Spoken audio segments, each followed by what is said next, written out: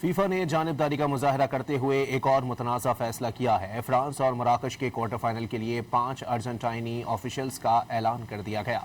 उनमें match referee, assistant referee, fourth official और reserve assistant referee शामिल हैं। फीफा का ऐसे वक्त में फैसला सामने आया है जब मराकशी टीम ने अर्जेंटाइन के खिलाफ मैच में नाइंसाफ़ी पर मिस्र के साथ भरपूर इजहार यकजहती किया। उधर फ्रांस ने भी अर्जेंटाइनी रेफरीज की तैनाती पर तहफ़्फ़ुज़ात ज़ाहिर किए हैं। फ्रांस और मराकश के दरमियान क्वार्टर फाइनल कल खेला जाएगा।